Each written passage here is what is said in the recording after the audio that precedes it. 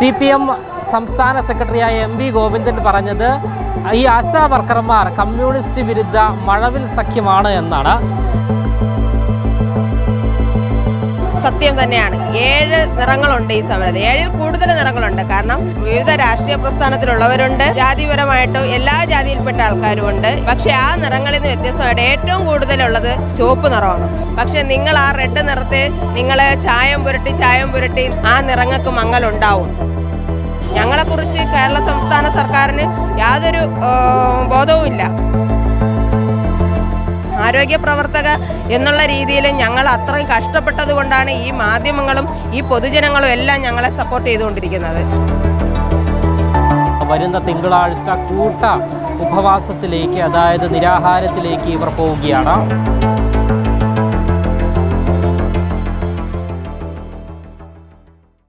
നമസ്കാരം. ആശാവർക്കർമാരെയും ആശാവർക്കർമാരുടെ സമരത്തെയും നിരന്തരം അധിക്ഷേപിച്ചുകൊണ്ട് കമ്മ്യൂണിസ്റ്റ് പാർട്ടിയും അതുകൂടാതെ നമ്മുടെ ഭരണകൂടവും നിരന്തരം രംഗത്ത് വന്നുകൊണ്ടിരിക്കുകയാണ്. ഇക്കഴിഞ്ഞ ദിവസം CPM സംസ്ഥാന സെക്രട്ടറിയായ MV ഗോവിന്ദൻ പറഞ്ഞത് ഈ ആശാ വർക്കർമാർ കമ്മ്യൂണിസ്റ്റ് വിരുദ്ധ മഴവിൽ സഖ്യമാണ് എന്നാണ്. എന്താണ് പറയാനുള്ളത്? ഞങ്ങൾ സമരത്തിന് വന്നപ്പോൾ ഞങ്ങൾ കമ്മ്യൂണിസ്റ്റ് വിരുദ്ധരൊന്നും അല്ലായിരുന്നു. പക്ഷേ ഇവിടെ മഴവിൽ സമരമാണെന്ന് പറഞ്ഞല്ലോ, സത്യം തന്നെയാണ്. 7 നിറങ്ങളുണ്ട് ഈ സമരത്തിൽ. 7-ൽ കൂടുതൽ നിറങ്ങളുണ്ട്. കാരണം വിവിധ രാഷ്ട്രീയ പ്രസ്ഥാനത്തിലുള്ളവരുണ്ട്, പിന്നെ ജാതിപരമായിട്ടും എല്ലാ ജാതിയിൽപ്പെട്ട ആൾക്കാരുമുണ്ട്, പല രാഷ്ട്രീയത്തിലും വിശ്വസിക്കുന്നവരുണ്ട്. പക്ഷേ അതിൽ 7 നിറങ്ങളാണല്ലോ മഴവിലിനുള്ളത്. പക്ഷേ ആ നിറങ്ങളിൽ നിന്ന് വ്യത്യസ്തമായിട്ട് ഏറ്റവും കൂടുതലുള്ളത് ചുവപ്പ് നിറമാണ്. അത് MV ഗോവിന്ദൻ മനസ്സിലാക്കിയാൽ ഇനിയും നല്ലത്. കാരണം പല പ്രാവശ്യവും ഞങ്ങൾ ആക്ഷേപിക്കുന്നുണ്ടല്ലോ, പക്ഷേ ചുവപ്പാണ് ഇതിൽ കൂടുതൽ. Violet, IndiGo, blue, green, yellow, orange, red, ഇതിലുള്ള ഈ 7 നിറങ്ങളിൽ ഏറ്റവും കൂടുതൽ നിറം ഇവിടെ ഉള്ളത് റെഡിനാണ്. റെഡ് നിറമായിരുന്നു. പക്ഷേ നിങ്ങൾ ആ റെഡ് നിറത്തെ നിങ്ങൾ ചായം പുരട്ടി നിങ്ങൾ ഓരോ ഇങ്ങനെയുള്ള പ്രശ്നങ്ങളുണ്ടാക്കി ഞങ്ങളെ അധിക്ഷേപിച്ചുകൊണ്ട് ഇരിക്കും തോറും ആ നിറങ്ങൾക്ക് മങ്ങലുണ്ടാവും. ഇനിയെങ്കിലും നിങ്ങൾ ആ അധിക്ഷേപം നിർത്തൂ. ഞങ്ങൾ ഏതൊക്കെ രീതിയിലാണ് ഞങ്ങളെ ഉപരോധിച്ചുകൊണ്ടിരിക്കുന്നത്? ഞങ്ങളുടെ ആദ്യം തോമസ് സാറ് ഞങ്ങൾക്ക് വേണ്ടി കേന്ദ്രത്തോട് സംസാരിക്കുന്നു എന്ന് പറഞ്ഞ് മാധ്യമങ്ങളോട് സംസാരിച്ചിട്ട് പോയി ഞങ്ങളെ പറ്റിച്ചു. ഞങ്ങളെക്കുറിച്ച് ഒരു വാക്ക് പോലും മിണ്ടാതെ വന്നു. അടുത്ത മുഖ്യമന്ത്രി പോയി ധനകാര്യമന്ത്രിയുമായിട്ട് സംസാരിക്കാനുള്ള ഒരവസരമാണെന്ന് പറഞ്ഞു പോയി. എന്നിട്ട് ധനകാര്യമന്ത്രിയുമായിട്ട് കാപ്പി കുടിച്ചിട്ട് തിരിച്ചു വന്നു. അടുത്തെന്ത് ചെയ്തു? നമ്മുടെ മുഴുവൻ മാധ്യമങ്ങളെയും പിടിച്ചുവിട്ട് ആശമാരുടെ പ്രശ്നം തീർക്കാൻ അടിയന്തരമായിട്ട് ഞങ്ങൾ കേന്ദ്രത്തിൽ പോയി. ഞാൻ കേന്ദ്ര ആരോഗ്യമന്ത്രിയെ കാണുന്നു എന്ന് പറഞ്ഞിട്ട് നമ്മുടെ ആരോഗ്യമന്ത്രി കേന്ദ്രത്തിൽ പോയി. എന്തായി? അവരുടെ ആവശ്യം വേറെയായിരുന്നു. ഞങ്ങൾ ആ കാര്യം പറയാനല്ല പോയത്. ഞങ്ങൾക്കിതെല്ലാം മനസ്സിലാകുന്നുണ്ട്. ഞങ്ങൾ ആശമാരാണ്. ആശമാർക്ക് വിവരവും വിദ്യാഭ്യാസവും ഇല്ല എങ്കിലും ഞങ്ങൾ കുറവാണെന്നല്ലേ അവരുടെ ഭാഷയിൽ പറയുന്നത്. വിദ്യാഭ്യാസമില്ല, 7ാം ക്ലാസ് വിദ്യാഭ്യാസം ഉള്ളവരെയാണ് അവർ വളർത്തി ഇത്രയും വിദ്യാഭ്യാസം ഉള്ളവരാക്കിയെന്ന്. പക്ഷേ അവരെ ഞങ്ങൾ സമ്മതിക്കുന്നു. 7ാം ക്ലാസ് വിദ്യാഭ്യാസമുള്ള ഒരു 5-10% ആൾക്കാരുണ്ടായിരുന്നു. അവരെല്ലാം ഇപ്പം 10ാം ക്ലാസ് ഞങ്ങൾ തുല്യതാ പരീക്ഷ എഴുതി. അത് ഗവൺമെൻറ് തലത്തിൽ വരുന്നതിന് മുമ്പേ തന്നെ എല്ലാ പേരും തുല്യതാ പരീക്ഷ എഴുതി കഴിഞ്ഞിരുന്നു.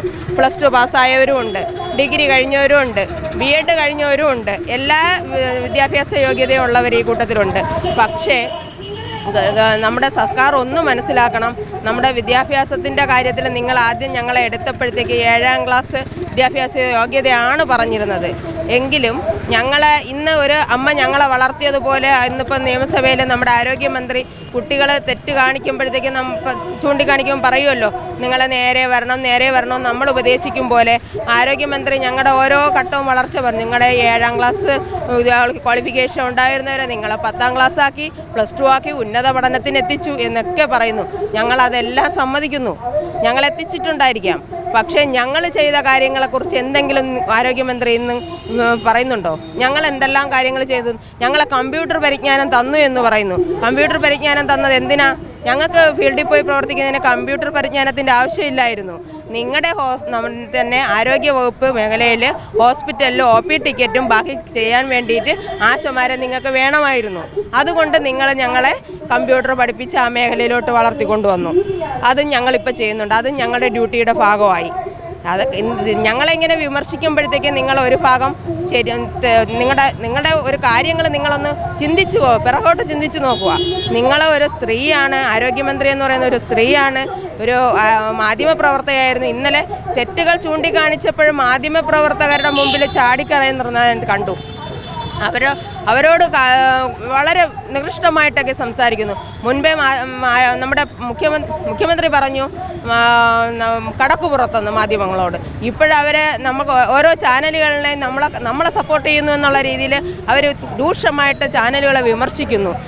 നമ്മുടെ ഒരു ആരോഗ്യ പ്രവർത്തക എന്നുള്ള രീതിയിൽ ഞങ്ങൾ അത്രയും കഷ്ടപ്പെട്ടത് കൊണ്ടാണ് ഈ മാധ്യമങ്ങളും ഈ പൊതുജനങ്ങളും എല്ലാം ഞങ്ങളെ സപ്പോർട്ട് ചെയ്തുകൊണ്ടിരിക്കുന്നത്. അല്ലാതെ ഇവിടെ വന്നതിന് ശേഷം ഈ CPM എന്ന സംഘടനയും CIT എന്ന രാഷ്ട്രീയ പ്രസ്ഥാനവും CIT എന്ന സംഘടനയുമാണ് ഞങ്ങളെ ഈ സമരം ഇത്രത്തോളം വളർത്തിയത്. തീർച്ചയായിട്ടും 100% പറയാൻ പറ്റും. കാരണം അവരുടെ ആക്ഷേപങ്ങൾ പൊതുജനങ്ങൾ മനസ്സിലാക്കിയത് കൊണ്ടാണ് ഞങ്ങളെ മുമ്പിൽ ഇന്ന് പെൻഷൻ വാങ്ങിക്കുന്ന 1600 രൂപ വല്ലപ്പോഴും കിട്ടുന്ന അമ്മാവന്മാർ വരെ ഞങ്ങളെ മുമ്പിൽ 200 രൂപ 100 രൂപ കൊണ്ട് വരുന്നു. മക്കളെ, ഇതിൽ നിങ്ങൾ എന്തെങ്കിലും ചെയ്യാൻ പറ്റുമെങ്കിൽ ചെയ്തു, എൻ്റെ കയ്യിൽ ഇത്രയേ ഉള്ളൂ. ഞങ്ങൾ വേണ്ട എന്ന് പറഞ്ഞാൽ ഒരു നിർബന്ധിച്ച് ഞങ്ങളുടെ കയ്യിൽ എത്തിച്ചിരുന്നു. അതെന്തുകൊണ്ടാണ്? പൊതുജനങ്ങൾ അത് പൊതുജനങ്ങളുടെ ഞങ്ങളുടെ സപ്പോർട്ട് കാണുമ്പോഴത്തേക്ക് ഗവൺമെൻറ്റിന് മനസ്സിലാക്കിക്കൂടെ?